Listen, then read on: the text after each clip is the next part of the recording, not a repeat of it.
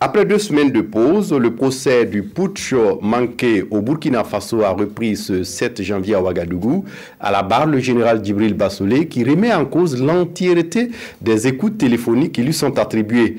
Pour lui, il s'agit d'éléments étrangers, douteuses, fabriqués de toutes pièces pour l'accabler.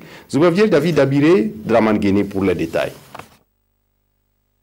Dialogue désaccordé ce matin au tribunal militaire de Ouagadougou. À ce 3e jour de l'audition du général Djibril Bassolé, le parquet militaire oppose à l'accusé des écoutes téléphoniques à charge qu'il aurait eu lors des événements du 16 septembre 2015 et jours suivants. L'accusé campe sur sa position, remet en cause la crédibilité des éléments audio et décide de ne plus répondre aux questions sur le sujet. Le parquetier insiste, plusieurs questions sont posées sur les objectifs de son activisme lors des événements. Le général reste de marbre et se mure dans un silence. Surpris par cette attitude du général, le parquet militaire procède donc à la lecture de la transcription des écoutes dans l'espoir de susciter une réaction de l'accusé.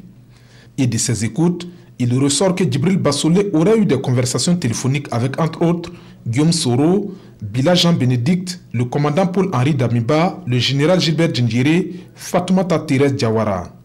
Dans ces conversations, le général sollicitait tantôt une aide financière, tantôt une assistance militaire pour renforcer les positions des éléments de l'ex-RSP ou encore dévoilait sa stratégie de conquête du pouvoir en dehors des élections.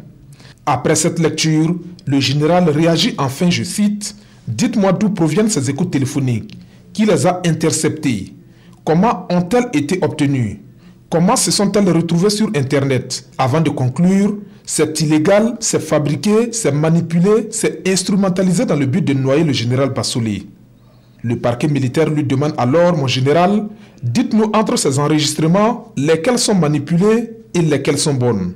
Le général le retorque sèchement, tout est mauvais. L'assistance éclate de rire. Les deux parties engagent alors le débat sur les expertises réalisées sur les écoutes discutées et aboutissent à des conclusions différentes. Si le général Bassolé estime que l'expert émet des réserves sur l'origine des écoutes téléphoniques qui ne seraient pas conformes aux normes GSM internationales, le parquet militaire, lui, se convainc du fait que l'expert ne remet pas en cause leur crédibilité.